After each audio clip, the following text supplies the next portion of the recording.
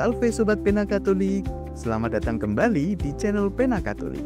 Hari ini, mari kita buka kembali salah satu lembaran paling heroik dan ajaib dalam sejarah Katolik, yakni Pertempuran Lepanto yang terjadi pada tanggal 7 Oktober 1571. Ini bukan sekedar kisah strategi perang. Ini adalah kisah tentang bagaimana iman kolektif dan seuntai Rosario menjadi senjata terkuat yang mengubah takdir seluruh Eropa. Saat ancaman sudah di depan mata dan kekuatan manusia tidak lagi cukup, bagaimana seorang paus yang berlutut dan jutaan umat yang berdoa berhasil membalikkan kekalahan yang hampir pasti? Kita akan kupas tuntas kronologi, strategi, dan yang terpenting, kuasa Bunda Maria Ratu Rosario di balik kemenangan ini.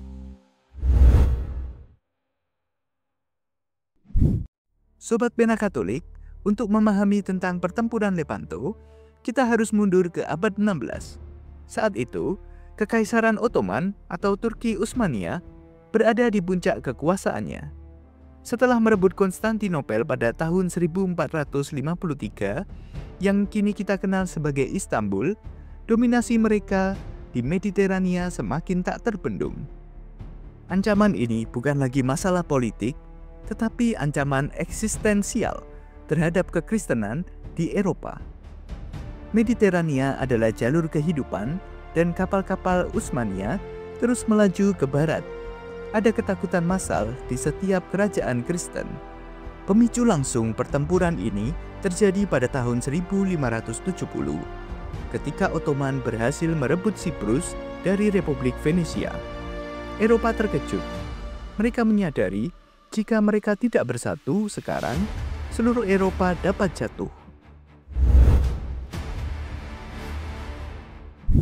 Di tengah perpecahan internal negara-negara Kristen akibat reformasi Protestan dan persaingan politik, hanya ada satu figur yang bisa menyatukan mereka, yaitu Santo Paus Pius kelima. Dengan gigih, Paus Pius kelima meyakinkan dua kekuatan laut terbesar saat itu, yakni Venesia dan Spanyol, untuk mengesampingkan perbedaan pahit mereka. Upaya itu berhasil. Pada tahun 1571, mereka membentuk aliansi militer yang dikenal sebagai Liga Suci. Kemudian, Paus menunjuk Don Juan dari Austria, seorang pemimpin muda yang brilian, sebagai panglima tertinggi armada. Keputusan telah dibuat. Pertempuran laut terbesar di abad itu akan segera terjadi. Namun, Santo Paus Pius kelima tahu, kekuatan meriam saja tidak akan cukup. Ia memandang ke atas, kepada Bunda Maria, dan ia memerintahkan seluruh dunia Katolik untuk menggunakan senjata yang jauh lebih kuat dari baja atau mesiu. Senjata itu adalah Rosario. Mari kita lihat peran senjata spiritual ini di segmen selanjutnya. Sobat Pena Katolik, disinilah letak pelajaran terbesar dari Lepanto.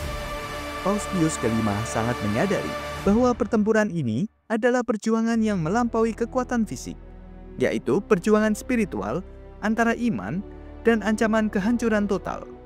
Ia meyakini kunci kemenangan bukanlah sekedar kekuatan kapal dan armada, melainkan kuasa Allah yang dimohonkan melalui perantaraan Bunda Maria. Maka Bapak Suci melakukan dua hal luar biasa, pengerahan doa massal dan sili, serta Rosario di armada. Inilah yang mengharukan. Paus tahu bahwa musuh yang lebih besar dari Utsmania adalah dosa dan perpecahan di antara umat Kristen saat itu. Ia tahu dosa menghalangi rahmat dan perlindungan Allah. Karena itu, ia memerintahkan Rosario yang seringkali menjadi sarana gereja untuk sili dan pertobatan, untuk menyatukan hati umat. Di Roma pada hari pertempuran, Paus Pius kelima menghabiskan seluruh waktunya berpuasa dan berdoa Rosario. Doa di darat menjadi jaminan bagi perjuangan di laut. Dan pertempuran itu terjadi ribuan mil jauhnya di Teluk Lepanto. Mari kita lihat bagaimana pertempuran terbesar di Mediterania itu pecah. Dan apa yang terjadi saat dunia Katolik bersatu dalam satu suara, yakni Rosario. Sobat Pena Katolik, tibalah hari yang menentukan, 7 Oktober 1571. Armada Liga Suci dipimpin oleh Don Juan de Austria berhadapan dengan Armada Utsmania di Teluk Lepanto, Yunani. Secara angka, Armada Utsmania memang lebih unggul dengan sekitar 280 kapal berbanding sekitar 210 kapal dari Liga Suci. Akan tetapi, Liga Suci memiliki dua keunggulan krusial.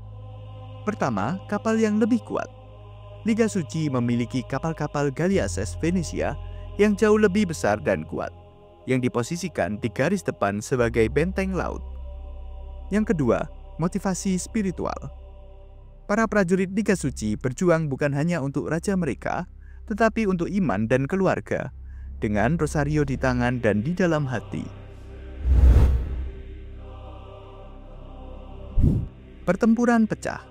Taktik Don Juan de Austria adalah cemerlang. Ia menempatkan kapal-kapal Galliases, yaitu kapal-kapal galai besar dari Venesia, di garis depan. Kapal-kapal raksasa ini memiliki daya tembak meriam yang jauh lebih kuat dan digunakan untuk memecah formasi Armada Utsmania. Kekejaman pertempuran itu tak terbayangkan. Itu adalah pertarungan jarak dekat, pedang melawan pedang, api melawan air. Namun, di tengah pertempuran itu, terjadi sesuatu yang tidak terduga.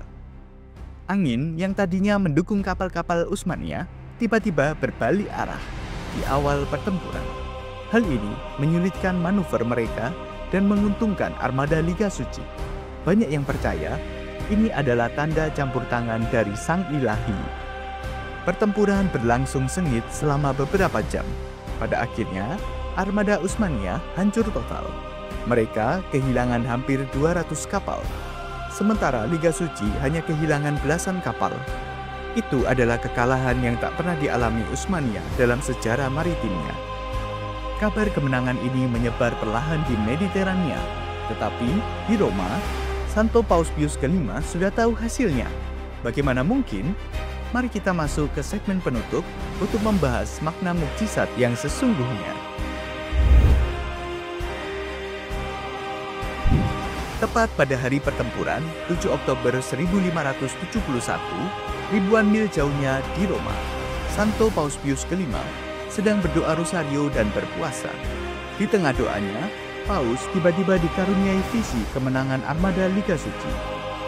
Paus segera mengumumkan kemenangan itu, jauh sebelum utusan dari Teluk Lepanto tiba di Roma. Ini adalah bukti spiritual yang tak terbantahkan bagi umat saat itu.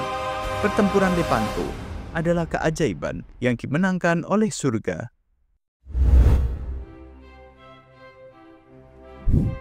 Sebagai ungkapan syukur yang mendalam atas intervensi kuasa Allah melalui Bunda Maria, Paus Santo Pius V menetapkan tanggal 7 Oktober sebagai hari raya khusus Bunda Maria Penolong Kemenangan, atau yang sering dikenal Our Lady of Victory. Hari raya ini kemudian diubah namanya oleh penerusnya, yakni Paus Gregorius ke-13, menjadi Pesta Bunda Maria Ratu Rosario, atau yang sering dikenal Our Lady of the Rosary. Sejak saat itu, Rosario dikenal sebagai perisai ampuh umat Katolik melawan segala ancaman, baik spiritual maupun fisik.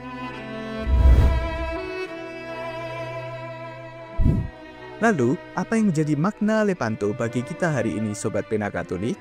Kita mungkin tidak sedang menghadapi galai Utsmania, tetapi kita menghadapi musuh yang sama, godaan, dosa, dan perpecahan di dalam dunia dan di dalam hati kita. Kisah Lepanto mengingatkan kita bahwa ketika kita merasa lemah dan dikepung, kuasa Allah selalu tersedia bagi kita melalui perantaraan ibunya. Rosario bukan sekedar rangkaian manik-manik, tetapi meditasi atas kehidupan Kristus yang merupakan jalan paling pasti menuju silih, pertobatan, dan persatuan dengan gereja. Mari kita pegang rosario kita dengan keyakinan yang sama dengan para prajurit di Lepanto, karena bagi kita, Bunda Maria tetaplah Ratu Kemenangan.